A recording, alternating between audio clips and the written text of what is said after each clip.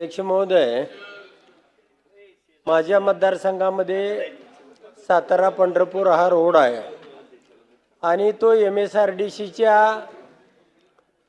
यंत्रणेमार्फत त्या ठिकाणी झालेला आहे। अध्यक्ष महोदय, हा रोड 6 वर्षापूर्वी बांधण्यात आला आणि हा रोड बांधत असताना त्याच्या बाजूला ज्या विहिरी आहेत त्याचे एस्टिमेट करण्यात आलं। त्या एस्टिमेटचं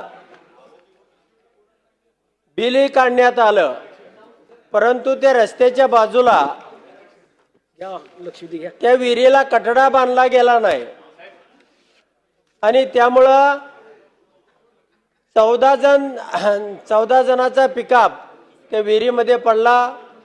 त्यातील 8 लोक हे मृत्युमुखी पडले आणि त्या ठिकाणची जी अवस्था आहे, अनेक विहिरी त्याच्या अजूनही बाजूला आहेत।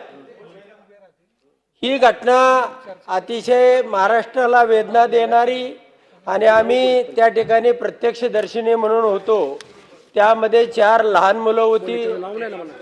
ही हृदय पिळवटून टाकणारी घटना या ठिकाणी घडलेली आहे। परंतु माझं मत यामध्ये असं आहे की ज्या अधिकाऱ्यांनी यामध्ये बिल त्या ठेकेदाराला काढून दिलेलं आहे आणि त्या ठेकेदारावरती सदोष मनुष्यवधाचा गुन्हा त्या ठिकाणी दाखल झाला पाहिजे आणि त्याचबरोबर ज्या एक्झिक्युटिव्ह इंजिनियरनी हे बिल त्या ठिकाणी काढून दिलेलं आहे त्याच्यावरती सुद्धा सदोष मनुष्यवधाचा गुन्हा दाखल झाला पाहिजे। त्या ठिकाणी गुन्हा दाखल झालेला आहे, पण त्या ठिकाणी सुपरवायझर किंवा कामगार अशा पद्धतीच्या छोट्या छोट्या लोकांना त्या ठिकाणी आरोपी केलं जातंय।